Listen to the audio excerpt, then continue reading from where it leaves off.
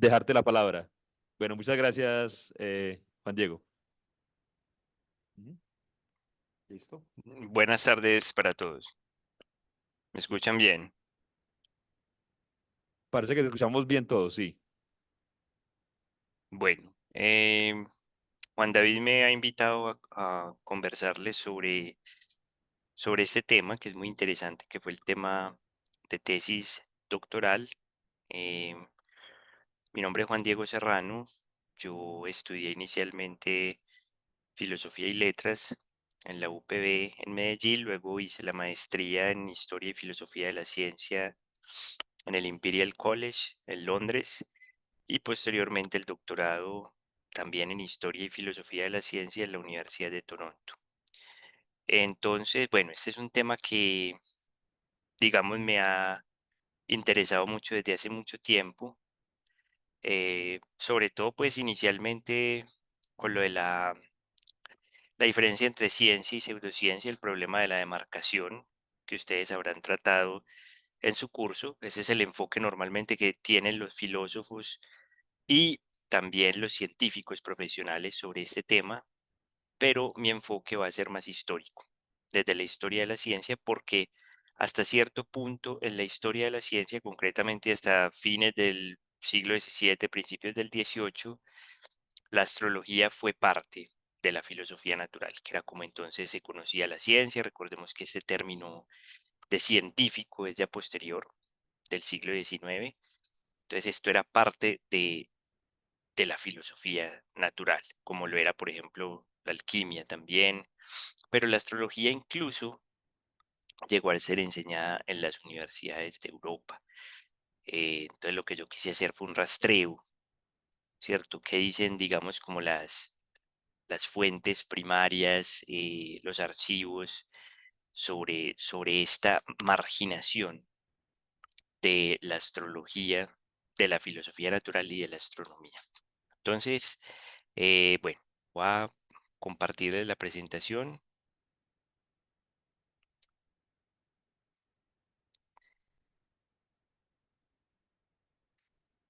Ahí se ve bien, supongo. Supongo que ahí se ve bien.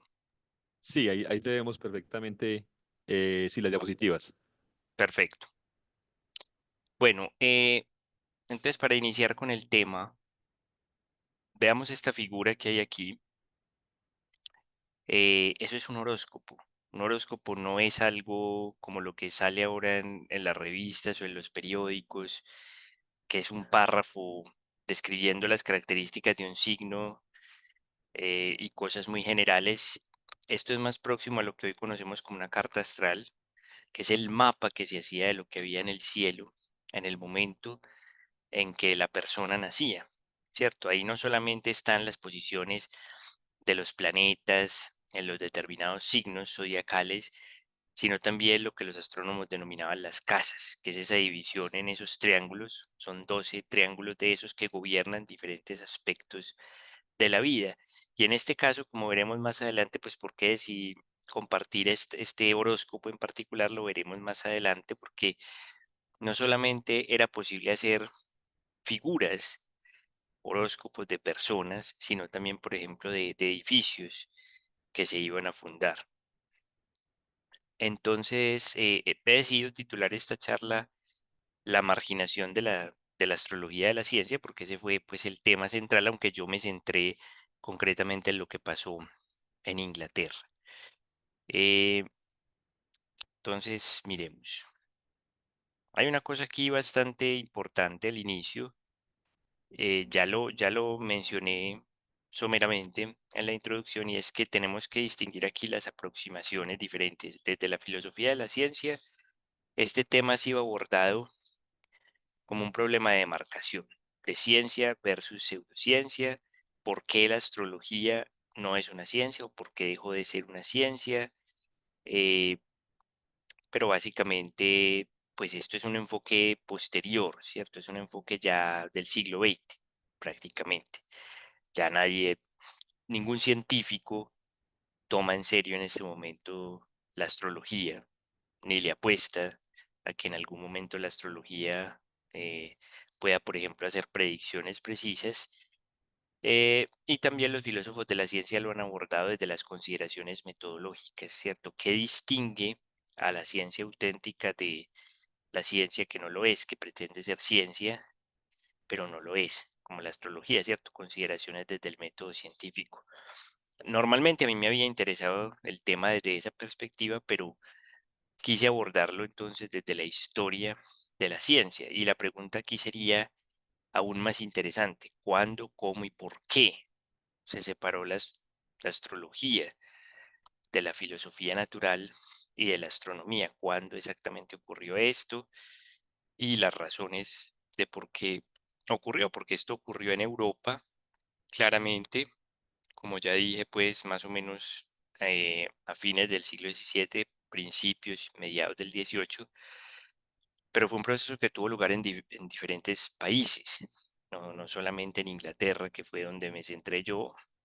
Entonces habría que, para responder esta pregunta satisfactoriamente, tendría que ver uno qué pasó en cada país, y eso es lo que están haciendo los historiadores ahora. Es decir, la mía es una pieza del rompecabezas, pero el rompecabezas completo es qué pasó en cada país. Y en esta dirección hubo una conferencia, pues una reunión de académicos de varias partes en el 2015 en la Universidad de Utrecht, en Holanda, discutiendo este tema de la marginación de la astrología, de la filosofía natural. Entonces, digamos que ese fue pues como el inicio en el que, pues el momento inicial en el que los historiadores empezaron como a tomar con más seriedad esto y a hacer estudios locales particulares de qué pasó en cada parte. Entonces, digamos que ahí se enmarca mi investigación en ese proyecto de la marginación de la astrología. Primero que todo hay que hablar de alguna generalidad. De alguna generalidad. La astrología obviamente supone que hay una influencia de los astros, no solamente en la personalidad, en el destino humano, como sabemos desde la astrología popular, sino en el mundo natural, en los fenómenos naturales, concretamente en el clima, por ejemplo, fenómenos geológicos, meteorológicos en general, ¿cierto? Entonces, una de las suposiciones centrales era que lo inferior, perdón, pues sí, lo podemos decir de esa manera, lo inferior era regido por lo superior. Recordemos que desde Aristóteles había una dicotomía entre un mundo sublunar y un mundo supralunar. Lo que estaba por debajo de la luna y lo que estaba por encima de la luna estaba sujeto como a composición y a leyes diferentes. Los astros regían, los astros movían lo que estaba abajo. Esa era una de las suposiciones básicas, ¿cierto? Pero incluso los críticos de la astrología, porque las críticas a la astrología empezaron desde la antigüedad, se extendieron durante la Edad Media, luego el Renacimiento, hasta la marginación de la astrología, siempre hubo estas críticas y, sin embargo, quienes la criticaban asumían que había una influencia de los astros. Y esto era considerado una suposición totalmente razonable.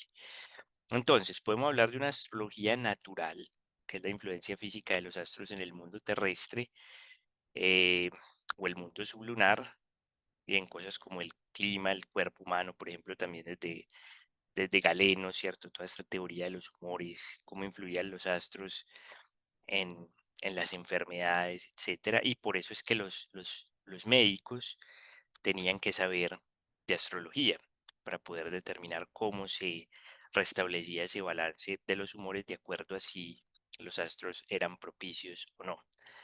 A nivel judicial, desde lo que se llama la astrología judicial, esto era más la influencia de los astros en el comportamiento, ¿cierto? Una influencia, digamos, más en la psicología humana, el carácter humano, así como en eventos sociales, políticos y militares, ¿cierto? Esta astrología fue la más problemática, la que menos fue tomada en serio históricamente y con la que más, o sea, hacia la que más se dirigían las críticas, ¿cierto? Este tipo, digamos que la primera no era problemática, la natural, pero la segunda sí. Además, porque había un conflicto ahí con la religión, ¿cierto? Si yo digo que los astros me determinan, que los astros son, no solamente son señales o signos, sino causas del destino humano. Entonces, ¿dónde queda el libre albedrío? ¿Dónde queda el papel de Dios? Si alguien más puede adivinar exactamente qué me va a pasar, eh, entonces, ¿dónde queda Dios con su omnisciencia y dónde queda la libertad del hombre si los astros me obligan a hacer de una o determinada manera? Entonces, por eso era problemático para la religión y por eso hubo varias bulas papales eh, condenando la astrología judicial concretamente, ¿cierto? Pero una de las conclusiones de mi investigación fue que esa distinción entre natural y judicial no siempre es muy fidedigna a lo que pasó históricamente, porque en ambos casos se está hablando de esa influencia, se están haciendo juicios sobre esa influencia.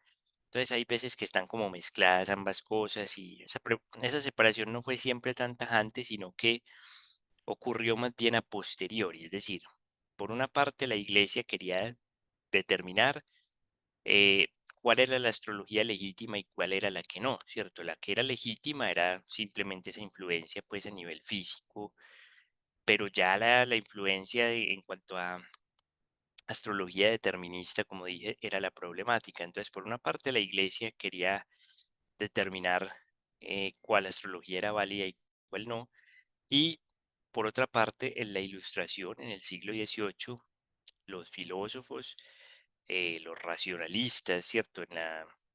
Después pues, de la revolución científica, querían también distinguir qué era lo supersticioso de lo racional, ¿cierto? Entonces ahí también la astrología judicial obviamente estaba pues como asociada a lo irracional. Entonces esa distinción digamos que es a posteriori, pero nos sirve de todas maneras para abordar ciertas cosas, para clarificar. Quiero hacer una aclaración aquí. ¿Qué significa exactamente que una persona sea de determinado signo? Que cuando la persona nació, eh, el sol visto desde la Tierra, porque el sol visto desde la Tierra se mueve por un cinturón que se llama la eclíptica, no solamente el sol, sino la luna, los planetas, por una franja en el cielo que coincide con ciertas constelaciones o figuras en el cielo, que por eso se llaman zodiacales, son 12 constelaciones, entonces cuando una persona nace, el sol, digamos, si pudiéramos ver como en estas nuevas aplicaciones para simular el cielo en los teléfonos celulares y todo, podemos ver dónde está el sol en este momento, en qué parte del cielo está exactamente el sol, es decir, con respecto a las estrellas del fondo, y resulta que eso coincide pues con la dirección, digamos, del sol, eh, coincide con un determinado grupo de estrellas, una de esas 12 constelaciones. Entonces es eso, ¿cierto? Ese es, digamos, por donde estaba pasando el sol en el momento en que la persona nació. Puede ser cualquiera de esas 12 constelaciones, pueden ser incluso partes de otras constelaciones como el Ofiuco, y eso es lo que determina el signo zodiacal de una persona. Obviamente hay que ver esto en perspectiva porque estas figuras son convenciones humanas y esa es una de las críticas a la astrología y no existen perdón, no existen de manera bidimensional. En los mapas las podemos ver así, pero si fuéramos a ver esto tridimensionalmente como realmente es en el cielo, pues las estrellas están a diferentes distancias, ¿cierto? Cojamos una determinada constelación y una estrella puede estar a 100 años luz, la otra puede estar a 500, la otra puede estar a 20. Entonces, si vemos esto en tercera dimensión, se deshacen esas constelaciones, pero digamos que son convenciones importantes tanto en la astronomía como en la astrología. Entonces, esos son los signos zodiacales. Son 12, al igual que las casas astrológicas. Esto, que es una caracterización de un signo, que es quizá el horóscopo más viejo que he leído de mí, yo soy Capricornio, es de 1598. Esto sí es más próximo a lo que hoy aparece en los periódicos y en las revistas. Y quiero aclarar, con este tipo de astrología que es la popular, a diferencia de la intelectual que fue la que yo estudié, no ha pasado básicamente nada, ¿cierto? seguimos, esa sigue apareciendo, sigue teniendo muchos adeptos, eh, pero es que esto pues realmente no fue parte tanto del mundo académico, ¿cierto? Fue la astrología popular, la de los almanaques, la de los horóscopos. Y esta caracterización de signo es más próximo a lo que sería un horóscopo de hoy, ¿cierto? Dice naturaleza y complexión, o sea, como la personalidad, eh, las enfermedades, por ejemplo, las que es propensa la persona, las elecciones, que son como los momentos adecuados para tomar decisiones, ¿cierto? Eso es más próximo a un horóscopo de hoy en día. Eh, y esto sí es un horóscopo de verdad como el que mostré al principio. Este es de 1665, un tratado sobre la esfera celeste, y aquí aparece la misma figura que puede ser cuadrada, en otras ocasiones es redonda, con el cielo dividido en regiones, que son las casas astrológicas que gobiernan diferentes aspectos de la vida: la salud, los amigos, las relaciones, el trabajo, la fortuna, la muerte, etcétera. Tenemos estas posiciones en el cielo como el ascendente, que es lo que está en el horizonte oriental en el momento, digamos, de nacer la persona, y el descendente, que es en el occidental. Tenemos el limum cheli, que es como el medio del cielo, que es lo que está arriba en el cielo, y lo que está abajo también, ¿cierto? Como el nadir y el cenit. Entonces tenemos esos puntos marcados ahí. eh, y tenemos aquí lo que se ve, bueno, a la izquierda tenemos el horóscopo como tal, y a la derecha vemos esas, digamos, que gobierna cada una de esas casas astrológicas, los signos asociados, los signos zodiacales. Esos son los símbolos de los signos zodiacales y los símbolos de los planetas también, porque entonces que un planeta esté en determinado signo, de acuerdo a las caracterizaciones de los planetas que vienen desde la antigüedad, desde Ptolomeo.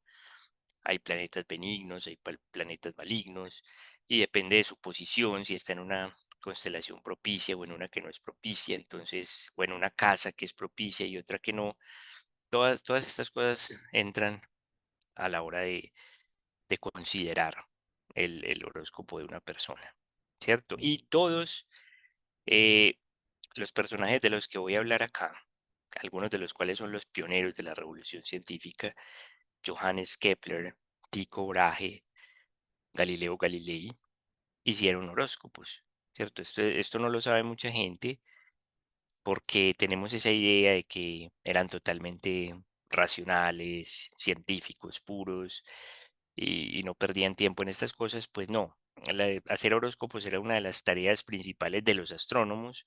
Por eso astronomía y astrología estaban como de la mano, era una de las funciones. Recordemos que estos astrónomos, como el astrónomo imperial, por ejemplo, cargo que ocuparon tanto Tycho Brahe como Kepler en Praga, bajo Rodolfo II, eh, era parte de su trabajo. Tenían que hacerle los horóscopos al emperador. Y más allá de eso, estos personajes, concretamente Galileo y Kepler, también hicieron horóscopos no solamente porque les tocaba, sino que hicieron horóscopos de sí mismos, de sus familias, por curiosidad también, ¿cierto? Es decir, quiero decir que se tomaban la astrología en serio hasta cierta parte, pero a la vez estaban empezando a ser escépticos, críticos con respecto a ciertos aspectos de la astrología. Entonces, hubo varios intentos, digamos, como de compaginar esto con esa nueva ciencia que está surgiendo en ese momento en la revolución científica, por decirlo en términos modernos, de hacer la astrología, hacer de la astrología una ciencia más sólida, mejor fundada o fundamentada empíricamente. Entonces hubo varios intentos de de reformar la astrología. ¿A qué me refiero por reformar la astrología?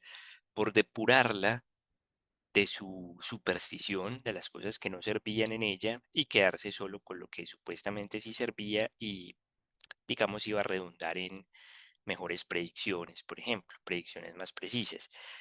Entonces, tenemos que mencionar que obviamente la figura de Tycho Brahe, el gran astrónomo danés, que fue patrón de Kepler, concretamente durante su, su estadía en Praga, Eh, Tycho Brahe pues era el astrónomo observador más grande de la época, que tuvo su observatorio, el primer gran observatorio astronómico de la historia, que es el de Uraniborg, una isla que le regaló el rey de Dinamarca, y allá hizo su observatorio, hacía sus propios instrumentos, tenía pues también sus empleados para hacer las observaciones, es decir, fue una persona que se preocupó ante todo porque la astronomía mejorara en precisión. Para hacer una nueva astronomía se requería tener mejores observaciones y por tanto mejores instrumentos. No estamos hablando aquí todavía de instrumentos ópticos como el telescopio, sino simplemente instrumentos de medición como sextantes, cuadrantes, esferas de armilar, todo esto. Y por eso fue tan importante esa coyuntura que unió a Kepler y a Brahe, porque Brahe era el astrónomo observador y Kepler era el teórico, el matemático. De hecho, Kepler heredó ese cargo de matemático imperial después de Brahe.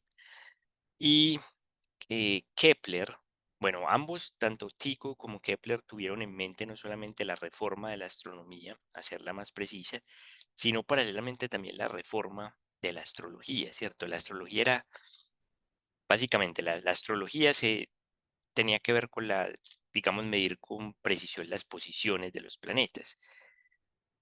Y la astrología era más como la interpretación de esas posiciones. Pero digamos que estaban unidas. Kepler le dedica eh, un esfuerzo todavía más considerable a esto. Kepler ridiculizaba muchas partes de la astrología. En sus palabras, la mayor parte de la astrología tradicional era un montón de basura, por así decirlo. Eh, digamos, lo de las casas, lo del zodiaco, lo de los planetas malignos y benignos, todas estas convenciones estaban mandadas a recoger, pero había una parte de la astrología, según Kepler, que era rescatable, que era la teoría de los aspectos. Qué es un aspecto? Un aspecto astrológico es básicamente un triángulo formado por la Tierra en un vértice y concretamente el alma de la Tierra, porque Kepler pensaba que había unas almas en los planetas y que esas almas eran afectadas por ciertas posiciones de los planetas, y los otros dos vértices ocupados respectivamente por otros dos cuerpos celestes, ¿cierto? Eh, el ángulo que formaban, digamos, dos planetas con la Tierra, los rayos de luz que venían de, o digamos, de un planeta y la Luna, o un planeta y el Sol, eh, convergían en el centro de la Tierra, que era lo que Kepler identificaba con el alma de la Tierra, y producían las influencias astrológicas. Esos aspectos entonces tenían una cierta influencia sobre fenómenos meteorológicos.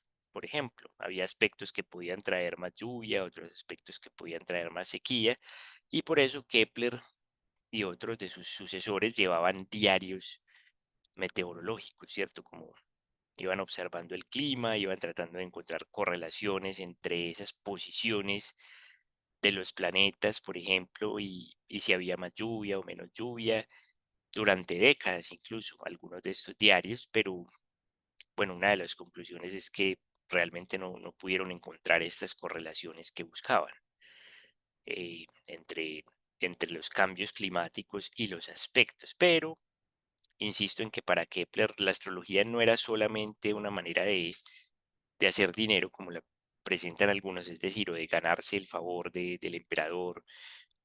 Era parte de su trabajo, sí es cierto, pero también Kepler estaba profundamente interesado a nivel intelectual en hacer la astrología una mejor ciencia, ¿cierto?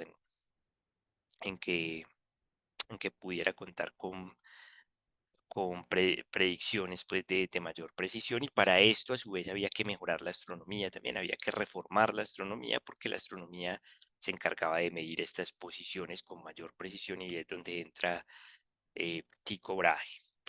Después de Kepler, porque obviamente esto tuvo lugar por allá en Alemania y en Bohemia, eh, está la figura de Francis Bacon, otro de los fundadores del método científico, su idea de que esto tenía que ser un proyecto colectivo, ¿cierto? De que la investigación científica, como lo podríamos llamar, tendría que ser un proyecto colectivo hecho entre varios y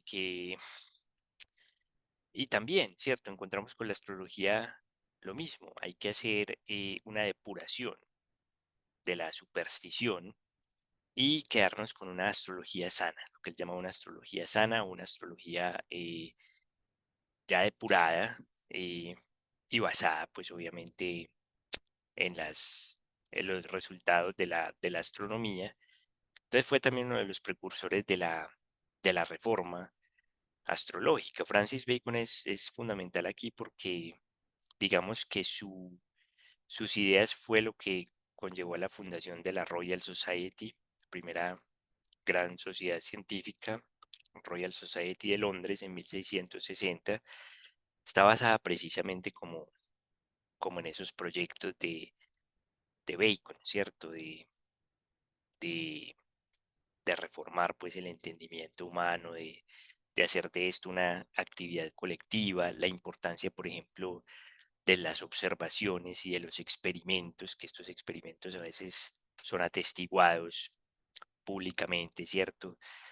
Entonces está toda esa idea de que la ciencia es una cosa colectiva y también de que la manera de, de saber si estas cosas son verdad o no es pues comprobar con observaciones, con experimentos.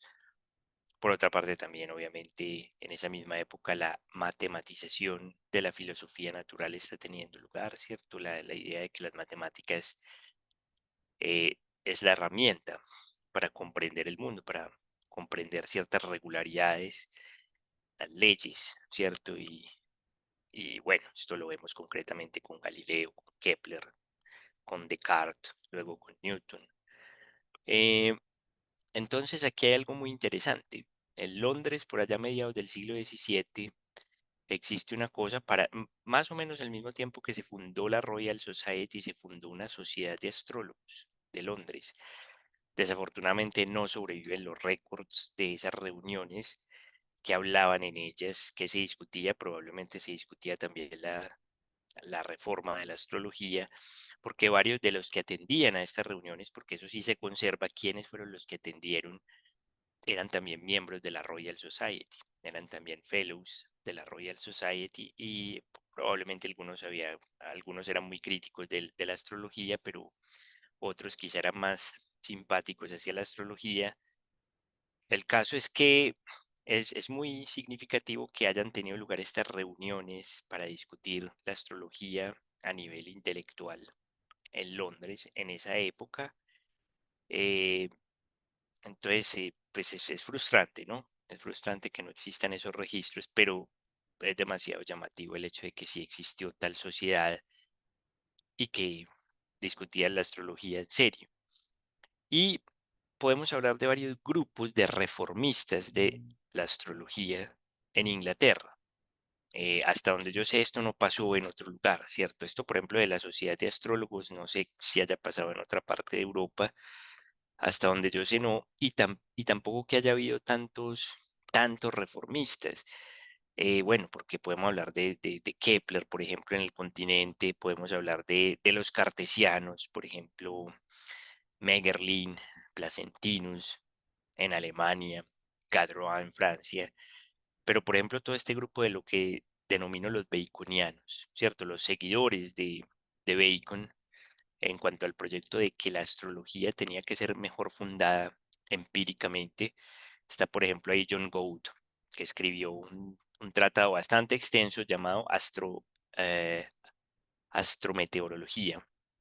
La astrometeorología no nació en esta época, es un proyecto que viene por allá desde la Edad Media. Todo esto que escribía antes pues, de tratar de encontrar correlaciones entre las posiciones planetarias y los eventos meteorológicos, pero este señor también hace muchas observaciones, lleva un diario del clima y escribe ese tratado pues de la astrometeorología, eh, pero pero pues, como decía antes, no son capaces de encontrar correlaciones entre los eventos celestes y los climáticos, al igual que le había pasado a Kepler antes. Pero digamos que es la misma vena, pues, ¿cierto? La kepleriana y la baconiana es la misma línea, ¿cierto? De que la astrología tiene que estar fundamentada en mejores observaciones astronómicas y que hay que tratar de buscar esas correlaciones y por eso hay que tener mejores registros del clima y todo eso. Está también ahí Robert Boyle, otro de los pioneros también con esto. Toda esta gente asume que hay una influencia, de hecho, de los astros en el clima, en la salud, es decir, ellos no consideran que eso es para nada supersticioso como lo podemos ver ahora, no, es parte de la filosofía natural. Está también Worsley, está Childry, Heaton, Cadbury, es decir, hay un grupo extenso de astrólogos y también de médicos que obviamente por su profesión tenían que estudiar algo de astrología, que comparten este proyecto. Incluso había algunos de ellos que eran copernicanos, es decir, eran simpatizantes de la nueva cosmología heliocéntrica y trataban de, de, de compaginar esto con la astrología, que es inherentemente geocéntrica, ¿cierto? Porque la Tierra es el centro de las influencias celestes, por ejemplo, en la teoría de los aspectos, el alma de la Tierra, como ya mencioné antes, ¿cierto? Y la humanidad es la destinataria de esas influencias celestes. Entonces, ¿qué pasa si me dicen que la Tierra es solamente un planeta más que gira alrededor del Sol? Pues tendría yo que empezar a pensar, bueno, pero es posible entonces que también haya influencias astrológicas en otros planetas. eh, Paralelamente están esas especulaciones de la época de que hay, puede haber habitantes en los otros mundos, ¿cierto? Entonces digamos que habría una astrología para cada uno de esos mundos. Es interesante ver eso, ¿cierto? Yo pienso que la astrología, y una de las razones por las cuales ocurrió esta marginación, la astrología eh, recibió un golpe muy duro con esto, con la nueva cosmología, ¿cierto? Precisamente por sus implicaciones antropocéntricas, ¿cierto? Centrar descentrar, perdón, a la humanidad del centro del universo y por tanto de ser el centro de influencia astrológica. Están también en el continente los cartesianos, ya los mencioné. ¿Por qué cartesianos? Porque ellos creían le apostaban a la astrología también, pero trataban de explicarla de manera mecanicista. Recordemos que para Descartes todo ocurre por colisiones de corpúsculos, ¿cierto? El espacio está lleno de un plenum y ahí hay diferentes partículas de diferentes tamaños que están chocando constantemente. Bueno, estas personas decían, para explicar esa influencia celeste tiene que haber también, así como explicaba Descartes fenómenos, por ejemplo, como el magnetismo, tiene que haber unas partículas astrológicas, tiene que haber unas partículas que emitan estos cuerpos que de alguna manera físicamente produzcan influencia astrológica. Entonces es interesante ver que existió este tipo de, in- de intento mecanicista con la astrología, ¿cierto? Los tolemaicos, por otra parte, eran más tradicionales, ¿cierto? Es como, bueno, volvamos a los antiguos, volvamos a Ptolomeo, volvamos al geocentrismo. Ahí es clave John Partridge, que es un astrónomo inglés, Placido Titi en Italia también, pero eh, básicamente es esto, como revivir la astrología tradicional, en contra pues de este proyecto baconiano o cartesiano y que trataba pues de, de incluir la nueva cosmología, por ejemplo. Y finalmente, el último grupo cronológicamente es el de los llamados lunacistas. Lunacistas porque se centraron en la influencia de la luna y del sol también, pero eran más que todo médicos, astrólogos, seguidores de Richard Mead. Richard Mead fue el médico personal de Isaac Newton y de Edmund Halley, y obviamente fue muy influido por las nuevas ideas de Newton sobre la gravitación. Entonces básicamente ahí hay una analogía, ¿cierto? Bueno, así como la gravitación, ¿cierto? Así como hay una fuerza gravitatoria que influye sobre, sobre el cuerpo de las aguas de la Tierra, ¿cierto? Sobre los mares. Y si el cuerpo humano está constituido más que todo por fluidos, pues la fuerza gravitatoria de los planetas, de la Luna, concretamente del Sol, tiene que actuar también sobre el cuerpo humano, porque es más que todo fluidos, así como actúa sobre las aguas del mar. Entonces ahí hay como esa analogía, es decir, ya es un intento de explicar la influencia astrológica por medio de estas ideas sobre la gravitación universal de Newton. Entonces, por eso es ya como el último periodo eh, de esta reforma astrológica fallida, porque ninguno de estos intentos, o sea, todos estos intentos fueron, como ocurre muchas veces en la historia de la ciencia, callejones sin salida, precisamente porque, como ya he dicho antes, no se pudieron encontrar correlaciones significativas entre eventos celestes y eventos meteorológicos o cosas referentes a la salud. Bueno, aquí voy a hacer como una transición porque una de las cosas que quería averiguar yo y que fue pues como el centro de la investigación que estuve haciendo en Inglaterra es qué decían exactamente eh, las fuentes sobre sobre cómo ocurrió este proceso en las universidades, concretamente en las universidades de Oxford y Cambridge. eh, ¿Qué pasó ahí, cierto? Entonces yo quería buscar los currículos, cierto, de esa época. Bueno, por ejemplo, ver hasta qué punto se enseñó la astrología oficialmente en las universidades, cuando desapareció, o sea, cuando dejó de ser enseñada, y ver si esto tuvo alguna correlación, por ejemplo, con la enseñanza del copernicanismo, de esa nueva cosmología. Desde que llegué allá me dijeron los bibliotecarios, no, eso no se conservó, es decir, esos registros no existen, esos currículos, pero hablando con otra persona ya me dijo, hey, ¿has mirado de pronto las las disputas de los estudiantes? Porque esas disputas, aunque eran orales, tampoco hay registros de eso, pero las preguntas sobreviven. Dije, ve, interesante, voy a mirar eso, a ver qué de pronto nos dice sobre el tema, y eso fue ese fue, digamos, como mi principal hallazgo, ¿cierto? Resulta que hay una lista, compilé más o menos unas 150 preguntas, porque son preguntas de todo. Normalmente están divididas de preguntas teológicas, preguntas filosóficas y preguntas de medicina. Los estudiantes, como parte de su proceso de evaluación, tenían que preparar unas disputas, unos temas determinados, defenderlos oralmente, y estas preguntas quedaban en los libros, en los registros de la universidad. En muy pocos casos, 5 casos en particular que yo miré, se conservan poemas relacionados con estas disputas. Esas 5 en particular son las únicas que pude rastrear que tienen que ver con la astrología, pero lo que hice fue compilar el total de preguntas que tienen que ver con astrología, con astronomía y con cosmología, tanto en los registros de Oxford como en los de Cambridge. Y encontré lo siguiente, ¿cierto? Las preguntas astrológicas, que son en total 46 las que tienen que ver con esto, están subdivididas en varios temas también, ¿cierto?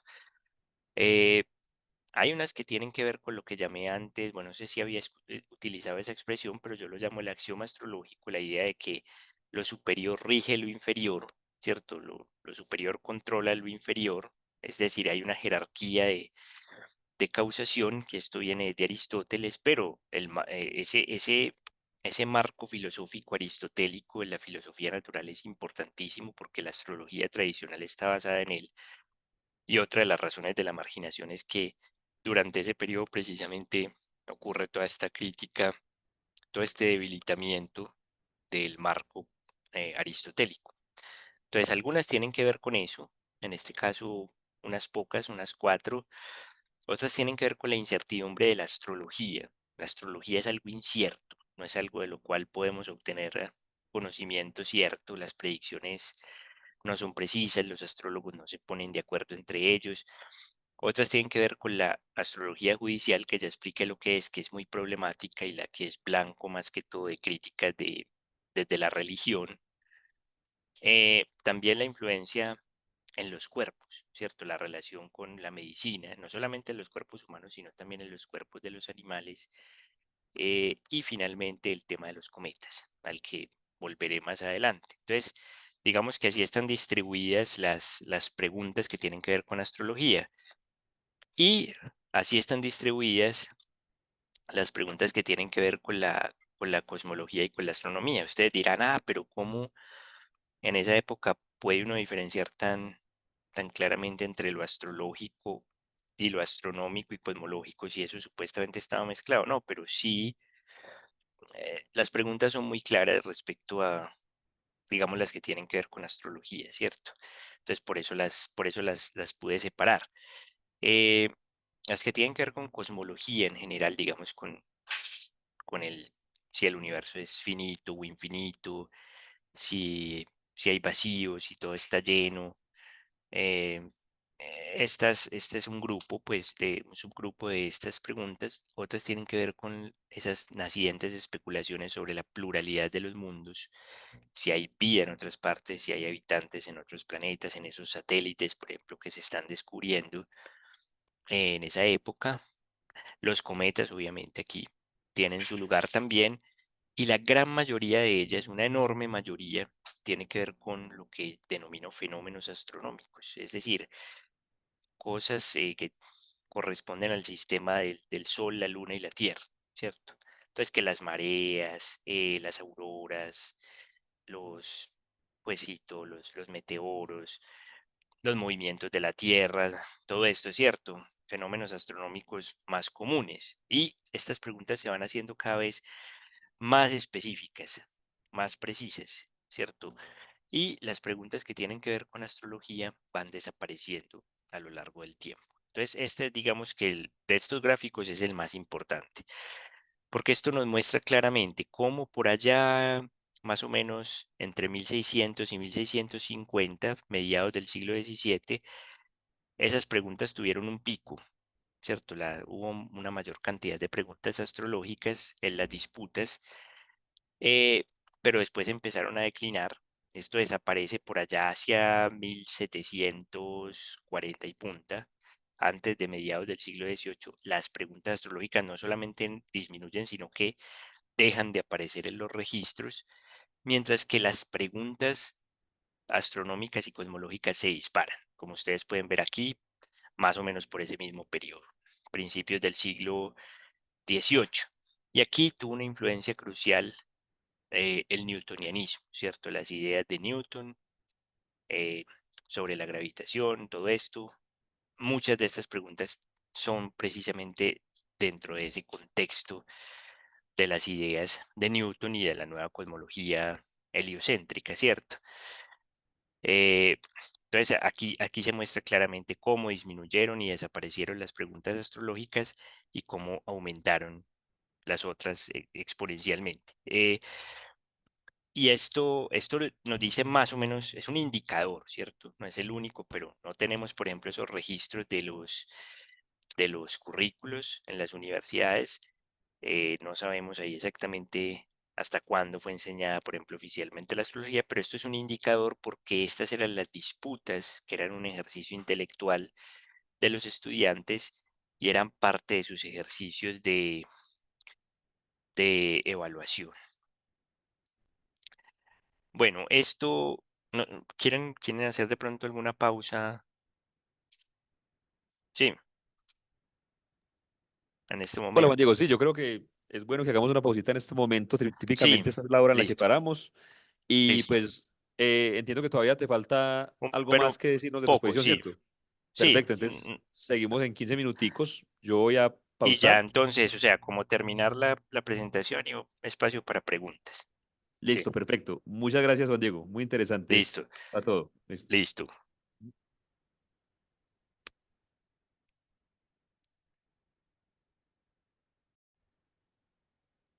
Listo, seguimos. Listo. Ujú. Bueno, perfecto. Voy a volver a compartir pantalla entonces. Em,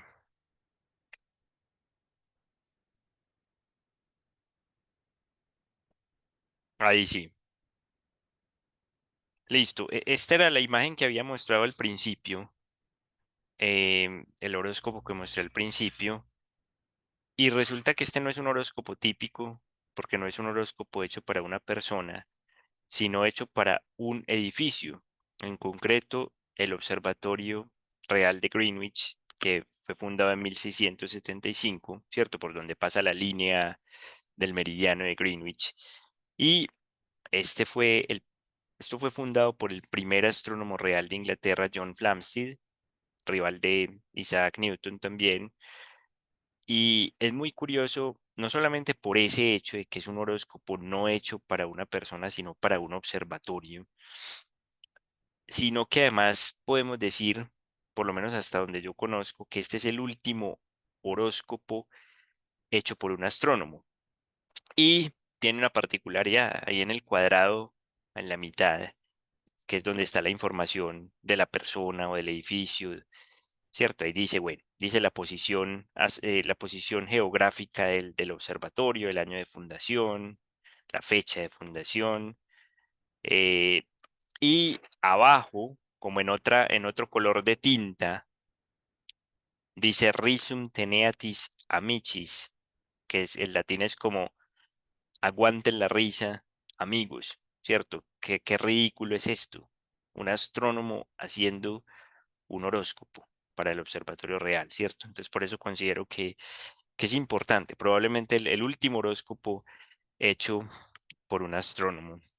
Porque obviamente todo esto de Kepler y Tycho y Galileo que mencioné antes pues es muy anterior a 1675.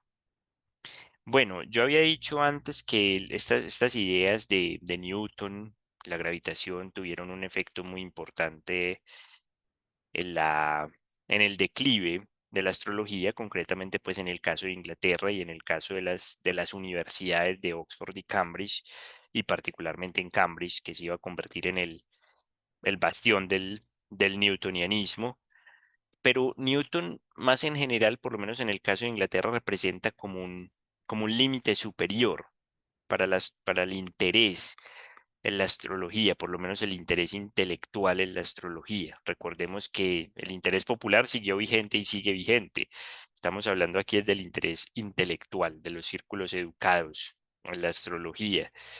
Y es interesante el caso de Newton porque es un personaje que, no como piensan muchos, solamente hizo cosas de matemáticas y de física y de óptica y todo esto, sino que dedicó gran cantidad de tiempo a sus estudios teológicos, a la alquimia también, ¿cierto? Pero es curioso que un personaje de Newton, un personaje del carácter de Newton, precisamente que tuvo un interés tan amplio en todas las cosas, no se haya interesado en la astrología. No hay escritos de Newton sobre astrología, ni siquiera para criticarla. Uno que otro comentario marginal y normalmente peyorativo hacia la astrología, pero nada más, ¿cierto? No hay ningún tratado, por lo menos que sobreviva. Es más, lo que ustedes ven aquí a mano derecha es un señor, un historiador que estudió lo que sobrevive de la biblioteca de Newton por temas, ¿cierto? Entonces ahí está alquimia, matemáticas, medicina, física, astronomía, teología, todos los temas con los que se metió Newton. Y no hay nada ahí de astrología propiamente, ¿cierto? Ni siquiera dentro de los temas de astronomía hay propiamente tratados astrológicos, ni siquiera los clásicos, por ejemplo, como el Tetrabiblos de Ptolomeo. Entonces esto es muy diciente, ¿cierto? Que ya Newton, aunque se haya interesado tanto, por ejemplo, en la cronología bíblica, en la teología, en la alquimia, no se interesó en la astrología, lo cual nos da una indicación de que ya para la época de Newton la astrología había salido del panorama intelectual y académico. Y eso coincide precisamente con el gráfico que mostré antes de, del declive de los temas astrológicos y el aumento del interés en temas propiamente astronómicos y cosmológicos, más o menos principios a mediados del siglo XVIII, ¿cierto? Recordemos que Newton muere en 1727 y ya después de eso pues sigue todo ese auge del newtonianismo. Un tema muy interesante que ya anuncié en lo de las cuestiones, las preguntas, es lo de los cometas. Los cometas astrológicamente durante la historia habían sido vistos como portentos, normalmente de cosas negativas, de desastres, de plagas, eh, ¿cierto? Pero es interesante ver cómo esta transición de los cometas de ese ser concebidos como portentos astrológicos simplemente a ser considerados cuerpos físicos del sistema solar, como los planetas y los satélites. Este es un gráfico que hay en los Principia de Newton. Esta es una primera edición, 1687, la órbita de un cometa atravesando la órbita de la Tierra. Aquí se ve pues como mayor detalle, ¿cierto? Ya los cometas tienen unas órbitas cerradas, unas órbitas más parabólicas o hiperbólicas, pero son tratados como cuerpos del sistema solar. Es decir, no son fenómenos atmosféricos como pensaban en la antigüedad los aristotélicos e incluso Galileo, por ejemplo, pensaba que eran meteorológicos. eh, Son cuerpos del sistema solar. Ya Tycho Brahe, por ejemplo, había hecho unos estudios de un cometa que apareció en 1577, demostrando que el cometa tenía que estar más lejos de la Luna, ¿cierto? Que por tanto tenía que estar en una órbita, digamos, entre la Tierra y Venus. Entonces, es decir, para Tycho Brahe los cometas ya eran astronómicos, pero digamos, no se sabía claramente, pues no se había determinado con precisión la órbita de un cometa, mucho menos predecir el retorno de un cometa, como haría Halley, el discípulo de Newton y amigo de Newton también y sucesor de John Flamsteed como astrónomo real, como veremos poco más adelante. Esta es una gráfica muy bonita de un manuscrito más o menos de 1700 que está en la Universidad de Cambridge, donde aparece ya el sistema solar heliocéntrico, es decir, con el Sol en el centro y con los satélites de Saturno y Júpiter que ya han sido descubiertos y las órbitas de algunos cometas, es decir, ya los cometas incluidos como miembros del sistema solar. La periodicidad o los elementos orbitales del cometa Halley, lo que hoy conocemos como el cometa Halley, ¿cierto?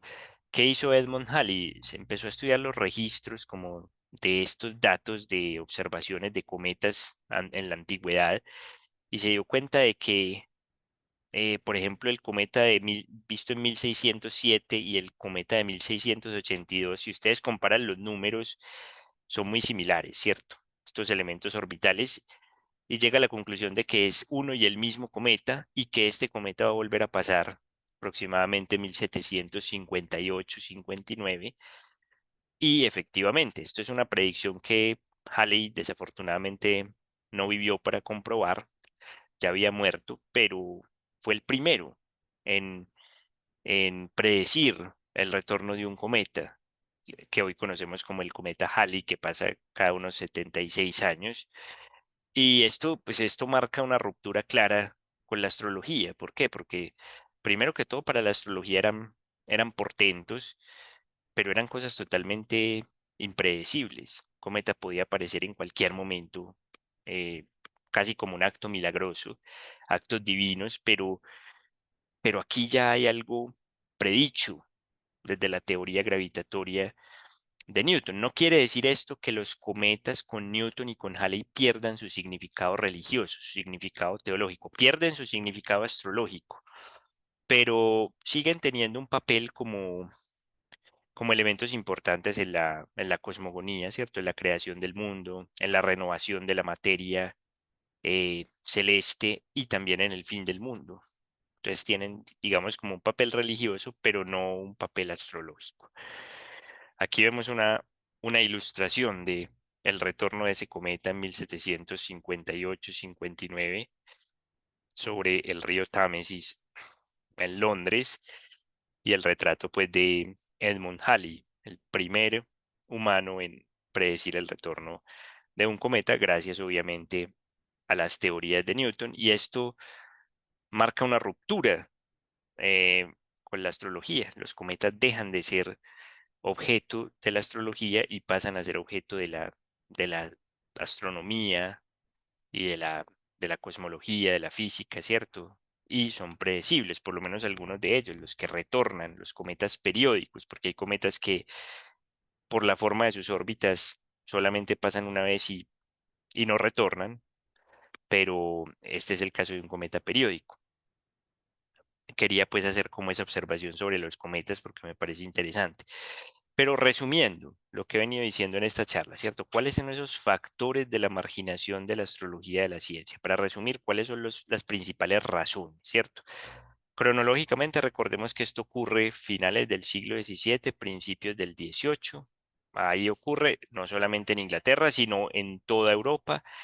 Entonces, una de estas razones es el fracaso de esos múltiples intentos de reforma astrológica, ¿cierto? Como ya vimos con los baconianos, con los cartesianos, eh, con Kepler, ¿cierto?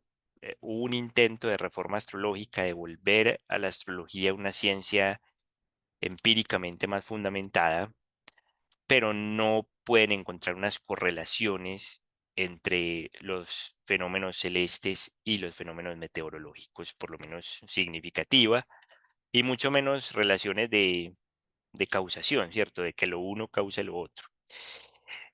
También hay una crisis de la filosofía natural aristotélica, que es el marco o la base de la astrología tradicional, toda esta idea pues, de que lo superior gobierna lo inferior. Esto se cae por esa época, porque hay una fusión entre el mundo sublunar y el sublunar, es parte de lo mismo, digamos, para Kepler, para Descartes, para Newton, no hay esta dicotomía entre lo sublunar y lo supralunar. Hay un escepticismo creciente hacia la astrología determinista y judicial. Este escepticismo en parte viene de la religión, pero también de la filosofía natural. Eh, Hay consideraciones metodológicas que son muy propias de este periodo de la revolución científica, ¿cierto? Está la matematización de la filosofía natural, está el énfasis en la experimentación y en la observación que ya vimos con Bacon, la institucionalización de la ciencia, también digamos en el caso, por ejemplo, de la Royal Society, es decir, esto tiene que ser ya pues un esfuerzo colectivo y no solamente individual. Y estas instituciones también tienden a tener unos estándares, ¿cierto? Digamos, en la Royal Society la astrología es vista con hostilidad, ¿cierto? Es decir, tienen unos estándares más rigurosos para evaluar el conocimiento. La exclusión académica de la astrología, que es lo que yo investigué concretamente a través del análisis de las cuestiones, que son estas preguntas de las disputas, y de algunos libros de texto, pues, que se usaron en estas universidades donde la astrología también deja de figurar, para dar más lugar a, a una astrología y una cosmología más específica, más matemática, más, etcétera. Em, un avance notable en la precisión predictiva de la astronomía, ¿cierto? Post-Kepler. ¿Por qué digo post-Kepler? Porque en 1627 Kepler publica las llamadas tablas rodolfinas dedicadas al emperador Rodolfo II, su patrón, ya basadas en las observaciones que hizo Tycho Brahe durante 3 décadas en el Observatorio de Uraniborg y luego en Praga. Estas, en pocas palabras, estas observaciones fueron las que permitieron a Kepler encontrar sus llamadas leyes del movimiento planetario y las que le permitieron hacer unas efemérides, es decir, unas tablas de predicciones de posiciones solares, lunares y planetarias con una precisión sin precedentes. Estas tablas son 30 veces más precisas que, que las posiciones, digamos, de las tablas pluténicas que estaban basadas en Copérnico, porque Copérnico no contaba con buenas observaciones a diferencia de Kepler. Entonces también al avanzar predictivamente la astronomía, la astrología obviamente se queda atrás también, ¿cierto? Es decir, si mejoraron las predicciones astronómicas sustancialmente, pero no mejoraron las astrológicas, pues esto deja mal para a la astrología. Fusión de los mundos sublunar y supralunar, ya lo había mencionado, es decir, ya hay es una misma física, no hay una física terrestre, galileana, digamos, por un lado y una física celeste kepleriana por otro, sino que Newton ya, en lo que llaman los historiadores la gran síntesis, eh, dice que esto es parte simplemente de un mismo sistema físico para la Tierra y para el cielo. Entonces no hay esa división entre mundos sublunar y supralunar en la que estaba basada la astrología tradicional. Los cometas pierden su significado astrológico, como enfaticé en la última parte de la charla, después de Newton y concretamente después de la predicción de Halley del retorno de un cometa, el auge en general del newtonianismo, esto concretamente en el caso de Inglaterra, y el auge del newtonianismo es simplemente la consumación del copernicanismo, ¿cierto? Es decir, del heliocentrismo, de la teoría ya del Sol en el centro del sistema solar y los planetas, los satélites y los cometas en órbitas alrededor de él, y ya de unas predicciones muy precisas, no solamente con el cometa, sino, por ejemplo, con la forma de la Tierra, con las mareas, etcétera. Entonces, esto también es crucial. Hay algo que es más filosófico y es lo que llamo el impacto antiantropocéntrico del heliocentrismo. Como dije antes en la charla, la astrología es netamente geocéntrica, ¿cierto? Porque esas influencias celestes están dirigidas a la Tierra, eh, pero cuando entonces empezamos a ver que la Tierra es solamente otro planeta y que hay muchos, que hay otros y que hay más satélites, que hay cometas, esto ya se enreda, ¿cierto? Es decir, la Tierra y la humanidad no pueden ser el único centro de influencia astrológica. Podríamos pensar alternativamente en otras astrologías para otros mundos. Entonces esto tiene, digamos, como un efecto que socava ese, ese antropocentrismo de la astrología. Y finalmente que esto es una observación, digamos, como más, podría ser más moderna, ¿cierto? El universo de la astrología versus el de la astronomía y la cosmología moderna son fundamentalmente diferentes en cuanto a su extensión o su dominio, ¿cierto? La astrología se quedó básicamente en el sistema solar, en cómo influyen la Luna, el Sol y los planetas hasta Saturno sobre asuntos humanos y sobre asuntos terrestres, ¿cierto? Fenómenos terrestres. Bueno, hubo astrólogos que más adelante añadieron a Urano, a Neptuno, que fueron descubiertos respectivamente en el siglo XVIII y XIX, pero básicamente la astrología es una cosa del sistema solar, ¿cierto? No dice nada sobre la influencia de las estrellas, de las galaxias, de los agujeros negros, de otras cosas que componen el universo y que fueron descubiertas después. Entonces, digamos, en ese sentido, la astrología también se quedó estancada en su dominio, ¿cierto? La astronomía y la cosmología son muchísimo más, van muchísimo más, más allá del sistema solar. Mientras que la astrología, incluso los astrólogos de hoy, siguen siendo centrados más que todo en el sistema solar, aunque le puedan poner pues muchos adornos a las cartas astrales y todo, y le puedan uno mostrar también ahí las posiciones de lo que quiera. Básicamente las influencias importantes, por ejemplo, sobre las personas, vienen de los planetas y de la luna. Entonces, bueno, como decía antes, responder esta pregunta completamente implica un estudio muy extenso de lo que pasó en cada uno de estos países europeos. Básicamente estas son las conclusiones. Hay algunas que son generales, hay algunas que son específicas respecto al contexto de Inglaterra, pero bueno, ese es el rompecabezas que se está armando con este asunto del proyecto del estudio de la marginación de la astrología de la filosofía natural. Muchas gracias y entonces demos paso a preguntas. Bueno, antes voy a dejar esto aquí porque eh, con un amigo que también es amigo de Juan David, que vive en Estados Unidos, yo tengo este proyecto de divulgación de la ciencia, de la astronomía, pero de la ciencia en general, que se llama Astrofilia. Allá hacemos un podcast, a veces hacemos lives con algún invitado especial para los que nos quieran seguir ahí por estos canales. Y bueno, demos paso a preguntas entonces. Bueno, muchas gracias. Un aplauso. Realmente, pues, una charla muy interesante. Gracias. Yo voy a... Muchas gracias, Juan Diego. De verdad, pues que muy, muy bacano lo que nos contaste.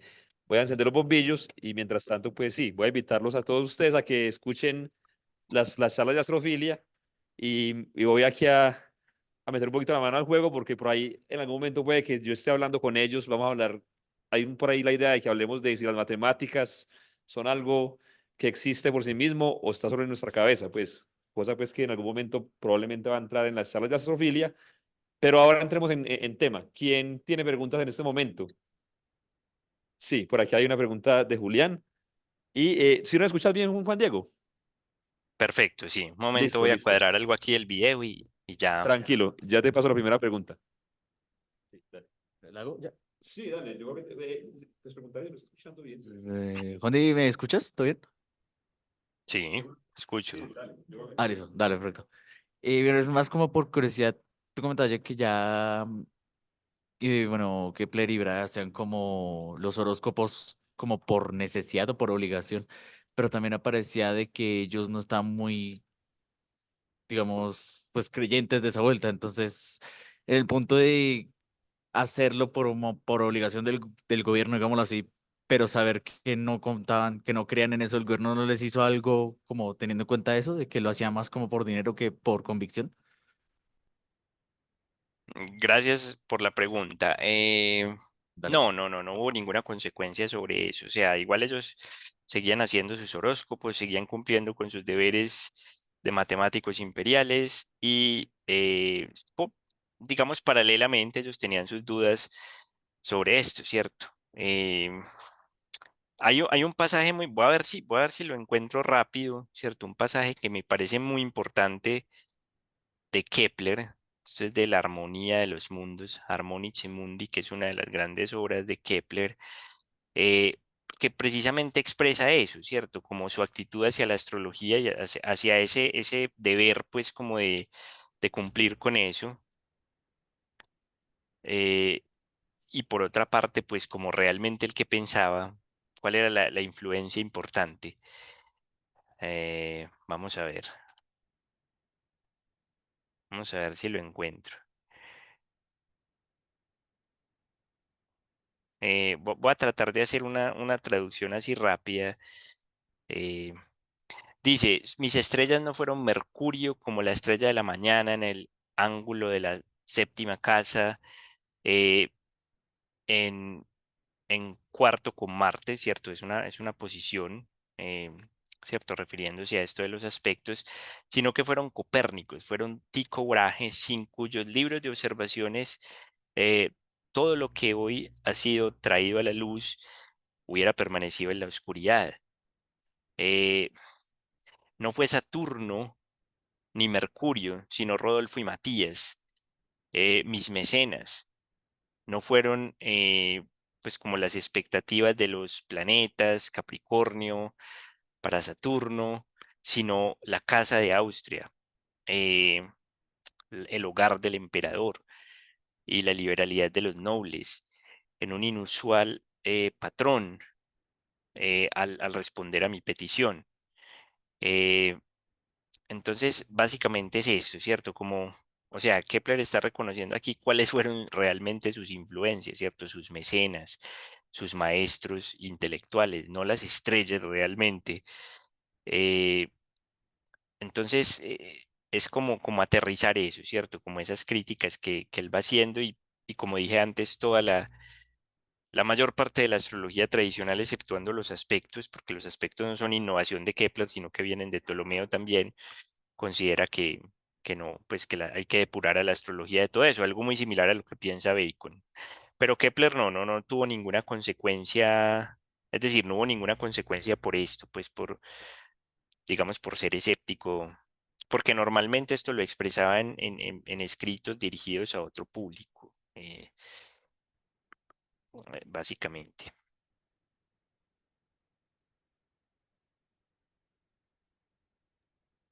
Gracias, Juan Diego. Aquí te paso otra pregunta de otro de nuestros compañeros, Julián. Hola, pues la verdad tengo dos preguntas, digamos, con respecto a lo que dijiste de la influencia, digamos, que toda la astrología en la medicina, pues digamos, sí conocía sobre la teoría de los cuatro humores, creo que es de Galeno, pero Ujú. pues no sé qué está relacionado con la astrología porque pues no había averiguado muy bien, pero pues me parece bastante curioso y pues digamos, hasta donde tengo entendido, esa práctica, digamos, una de las prácticas como que más usaba y que más afecta, de hecho, la salud era lo de las sangrías. Ah, sí. El tema de las sangrías, pues digamos, hoy en día se sabe que pues es bastante malo, pero mi pregunta es, digamos, ¿cómo, digamos, se llegó hasta el siglo XIX, digamos, haciendo la misma práctica una y otra y otra vez? Y pues obviamente, digamos, esta sí tenía como, de cierta manera, una manifestación como más directa de que pues no funcionaba, ¿no? Digamos, esta porque concretamente se siguió continuando hasta, pues, hasta hace bastante poco tiempo. Y la otra pregunta es, digamos, ¿qué comparativa podría haber entre las preguntas, las últimas preguntas, digamos, que se hicieron de astrología, digamos, a finales como el siglo XVIII, que fue lo que vi en el gráfico, y las primeras preguntas como, digamos, de astronomía con lo de la, digamos, esta revolución newtoniana que hubo? Como a modo de comparativa, digamos, o sea, más concretamente, ¿qué tipos de preguntas hacían las personas, las últimas preguntas que hicieron de astrología y las primeras que hicieron de astronomía? Y ya. Bueno, eso es una pregunta extensa porque está dividida Gracias. como en dos partes. La primera yo creo que corresponde más responder eso, digamos, a un historiador de la medicina, ¿cierto? Por qué se demoraron tanto en dejar de hacer esas sangrías? Lo que sé es que, por ejemplo, los astrólogos también determinaban estos momentos propicios, supuestamente, de acuerdo al horóscopo, para hacer las sangrías, ¿cierto? Tenían que ser ciertos momentos propicios y, y claro, lo de la teoría de los humores también es fundamental porque la enfermedad es vista como una desbalance de los humores, entonces para volver a balancear los humores, eh, pues básicamente esa era la curación, ¿cierto? Fuera a través de la medicina, pues de tomar medicinas, ¿cierto? O por ejemplo de estos consejos desde la astrología, pero era volver a restablecer ese balance de humores, entonces por eso era que los médicos tenían que saber bien su astrología. Pero, pero no sé exactamente, o sea, lo que sé es que sí, definitivamente en la medicina fue quizá donde más se tardó en excluir a la astrología, porque decía que el último grupo de estos reformistas, que eran los lunacistas, después de Richard Meade, ellos siguieron con esta teoría de las influencias de la luna, concretamente, y esto duró más tiempo, ¿cierto? Ya esto se extendió más allá, incluso eh, del siglo XVIII al siglo XIX. Por ejemplo, el abuelo de Charles Darwin, Erasmus Darwin, también en un tratado trata este aspecto, ¿cierto? De la influencia de la luna en las enfermedades y todo eso. Esto siguió siendo creído durante un tiempo, pero en las disputas como tales, pues las disputas van hasta cierta época, ¿cierto? Digamos que hasta finales del siglo XVIII más o menos, y algunas de las que son de carácter astrológico aparecen en la sección de medicina, la mayoría de ellas en la sección de filosofía.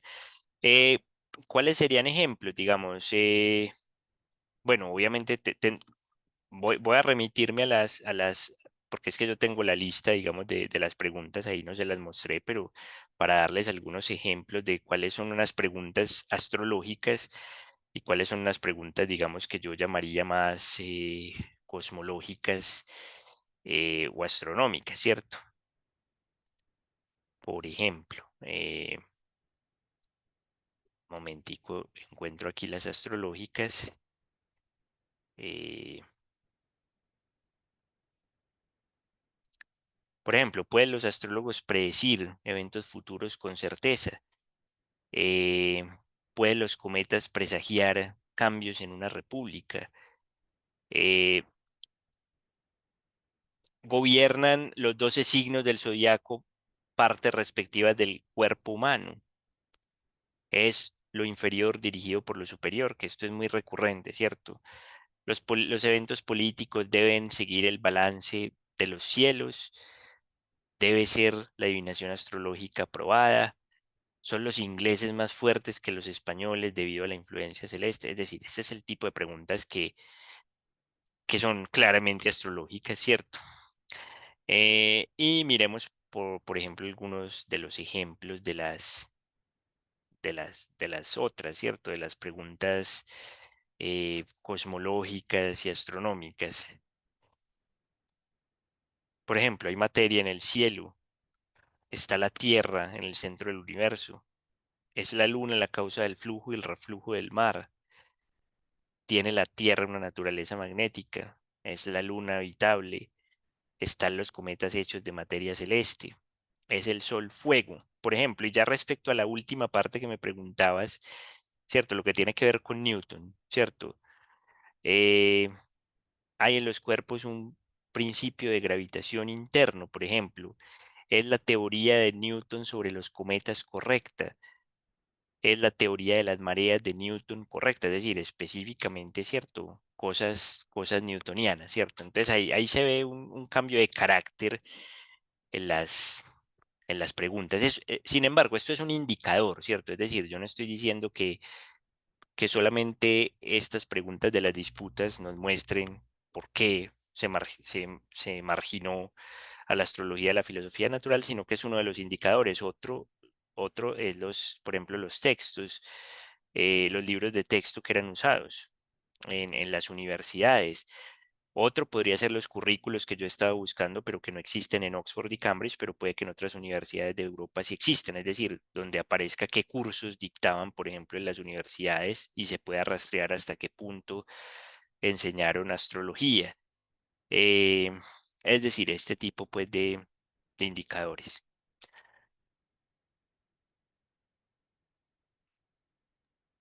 Muchas gracias, Juan Diego. No sé si Ujú. alguien quiere hacer todavía una pregunta. Todavía nos queda espacio para alguna pregunta. Sí, Si no es así, entonces yo voy a hacer una preguntita. Pues de hecho no es ninguna de las que anoté acá, pero me parece que con la discusión es muy interesante especular sobre lo siguiente. ¿Tú crees o tienes alguna opinión sobre lo que habría pasado con esa marginación de no haber existido una obra como la de Newton? O sea, ¿hasta qué punto fue la obra de Newton, pues los principios de matemática y su teoría de la gravitación universal, la que abrió la puerta para que de las universidades, en este caso inglesas, digamos, saliera pues toda esa visión geocéntrica o, digámoslo así, esa visión tradicional de la astrología? ¿Y hasta qué punto esas discusiones ya estaban, digamos, bien cimentadas? Yo entiendo, pues, porque nos comentaste, pues, claro, de Galileo y otros que ya había un precedente, pero hasta qué punto fue esa obra concreta de Newton, técnica, específica, la que abrió la puerta a esa liberación, digámoslo así, de la astronomía, de la astrología. es una buena pregunta, Juan David. Bueno, digamos que hay una parte precedente a Newton, ¿cierto? Y hay otra parte posterior a Newton. Precedente a Newton, y por eso decía que Newton marca como un límite superior, ya se había perdido cierto interés en la astrología. Ya es muy diciente el hecho de que Newton, que se ocupó de la alquimia, de la teología, de la cronología bíblica, eh, no se, no se interesa en absoluto por la astrología, ¿cierto? Eso ya es diciente, pero por otra parte está la enorme influencia intelectual que tuvo Newton en la filosofía natural, principalmente en Inglaterra y luego también en el continente, ¿cierto? A partir de más o menos 1740, es decir, cuando ya Descartes es reemplazado por Newton, incluso en el continente, porque hay unas predicciones concretas, ¿cierto? Digamos, respecto a la forma correcta de la Tierra, respecto, por ejemplo, a esto, bueno, esto ya es posterior, fue verificado posteriormente, 1750 y punta, lo del retorno del cometa Halley. eh, pero aquí ya hay unas cosas precisas, ¿cierto? Hay unas predicciones precisas que obviamente socavaron a la astrología. Ahora, la pregunta es interesante porque sí, ¿qué hubiera sido sin Newton? Pues en Inglaterra, claramente, la conclusión después de mi investigación es que tuvo un impacto enorme, Newton. No sé, lo interesante sería contrastar, dada la importancia de la figura de Newton en Inglaterra, contrastar si en otras partes, en otros países, digamos, eh, hubo figuras comparables, eh, o fueron procesos muy diferentes. Yo digamos, lo que veo aquí es que, por ejemplo, con Copérnico, ¿cierto? Con Copérnico, con Descartes hubo intentos de, digamos, como de poner al día la astrología con esas teorías, ¿cierto? Digamos, expliquemos la influencia celeste de manera mecanicista, como lo haría Descartes, o tratemos de hacer una astrología heliocéntrica. Hubo esos intentos, pero lo que yo noto es que después no hay intentos bueno, aparte pues digamos, de estas teorías de Richard Mead y de todo, pero es más como una analogía, ¿cierto? Es más como una analogía de comparar a la influencia gravitatoria sobre el mar, con la influencia de los astros en los cuerpos. Pero no hay un intento serio, digamos, de tratar de reconciliar la teoría newtoniana con la astrología, ¿cierto? No, o por lo menos no sé él, pues. Entonces yo creo que esto también obedece a la enorme importancia de Newton en Inglaterra como figura intelectual, pero no necesariamente este fue el caso en otros países donde el proceso de marginación de la astrología, digamos, fue diferente. Entonces lo interesante sería como contrastar todo, tener esa figura completa y comparar qué pasó en diversas partes. Pero esto solamente pues esto es un esfuerzo colectivo, ¿cierto? De varios historiadores que están investigando qué pasó en varias partes.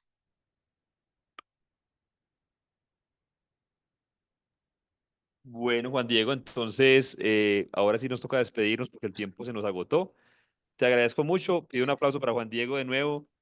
Gracias a Y, todos, gracias Juan David. Bueno, y y espero que haya bueno, sido aquí interesante el tema. quedaremos ya tomando lista y haciendo un poquito de burocracia antes de despedirnos de los estudiantes, pero hasta una próxima ocasión y muchísimas gracias, Juan Diego. Muchas gracias a todos. Chao. Hasta luego. ¿Mm?